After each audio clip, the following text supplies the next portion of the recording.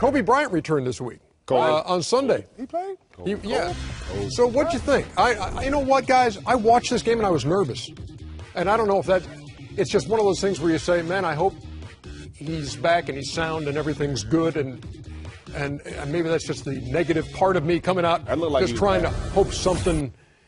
I hope he's past all that stuff. But it was kind of a rusty night. 9 points, 2 out of 9 shooting. It was great for them. 8 rebounds, 4 assists. Everybody I knew in L.A., Clippers fans, L.A. fans, called me that night at the game saying, you know, this is crazy. Can you believe everybody's making this big deal about Kobe coming back? I'm like, where are you? Sideline at the game. So everybody was happy that he was back. You know, I watched him and, you know,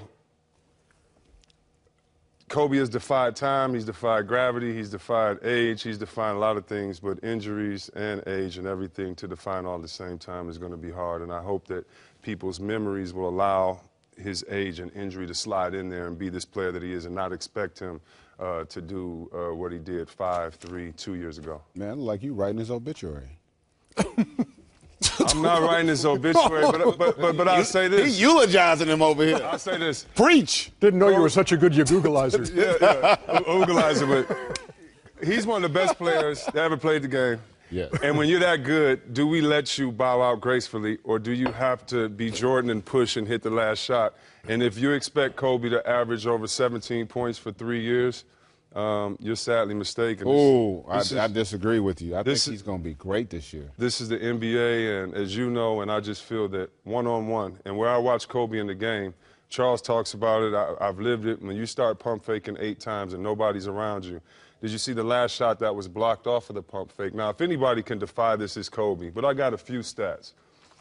Now, Kobe's 2 pages worth. Okay, just he said a few. He said a few. Oh, yeah. Jordan, at the age of 34, averaged 28. Jordan, at age 35, averaged 28.8. Karl Malone, 25.5 at 36. Karl Malone at 37, 23.2.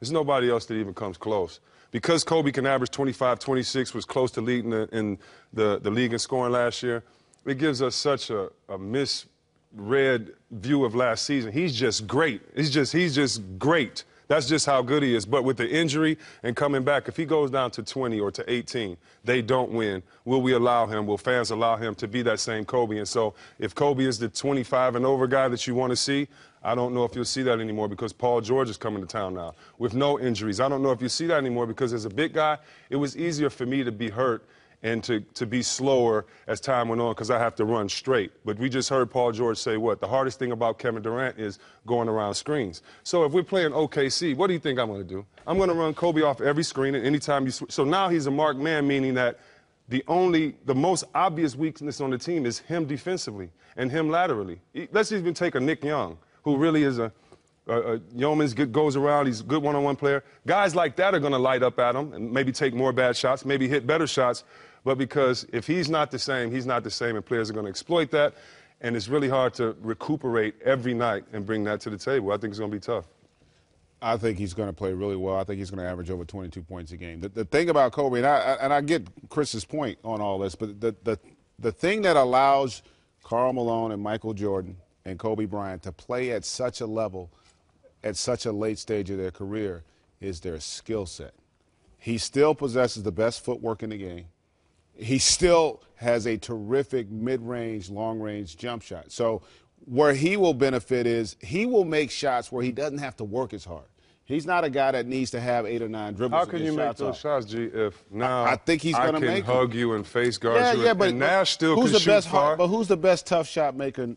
Cole. That's what I'm saying. He's going to still all I'm saying, I'm not saying he's going to be 25, 20, and I'm not he's saying going to get 22. Miss. Right, but he's if you say, but I just just say 22, it would just be interesting. I think you have to have a system that puts you in the post and a system that put people around you to win. And how about this? When you're paying them $30 million a year, you better have a system that puts them in the post. But we've seen them pay $30 million a year and they lose every game and the team play not play well. So I'm wondering, you got Gasol who's not playing well. You got guys, I mean, you know, it's not just Kobe. His team has to play well. He can't average 5 assists if every pass he makes somebody misses. And so I just wonder, playing within the system, playing to win, playing to break Kareem's record, playing for all of these things, how good will we allow him to be as opposed to what he did the day before he was hurt? Originally, he gave himself an F for his first game, and then he watched tape of it until 2 o'clock in the morning and said it wasn't as bad as he thought. He gave himself a D against That's called Toronto. improvement. That's called a curve. Oh, one letter Stuff on a grade. curve.